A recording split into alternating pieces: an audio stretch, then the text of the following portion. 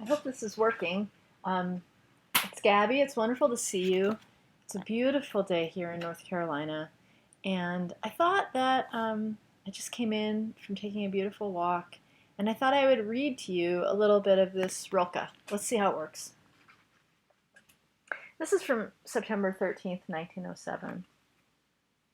Never have I been so touched and almost gripped by the sight of heather as the other day, when I found these three branches in your dear letter.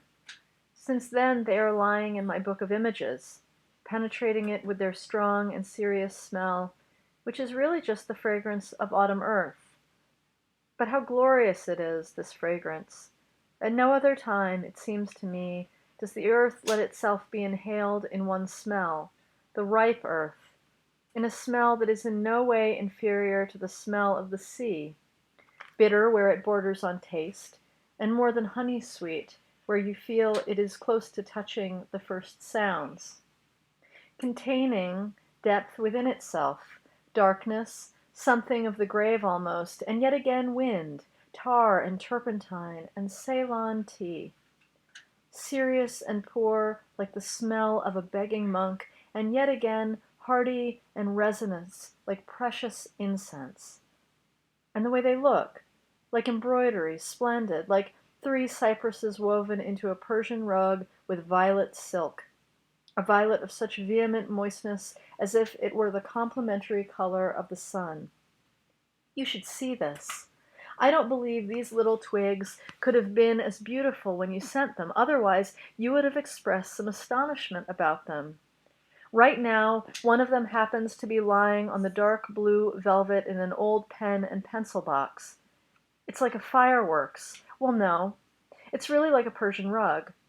Are all these millions of little branches really so wonderfully wrought? Just look at the radiance of this green, which contains a little gold, and the sandalwood warmth of the brown in the little stems, and that fissure with its new, fresh, inner barley green.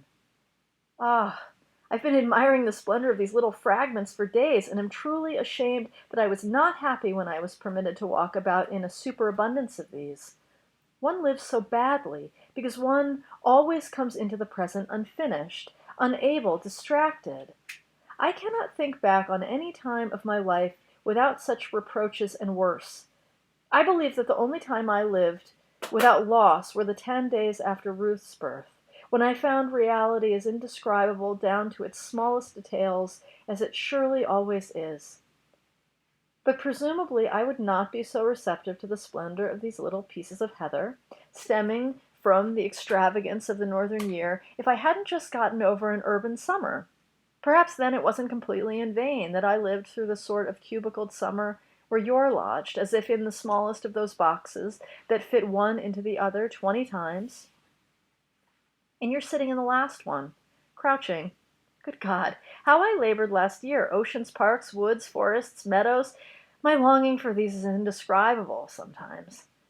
Now that winter's already impending here, those vaporous mornings and evenings are already starting, where the sun is merely the place where the sun used to be, and where in the yards all the summer flowers, the dahlias and the tall gladiolas and the long rows of geraniums shout the contradiction of their red into the mist.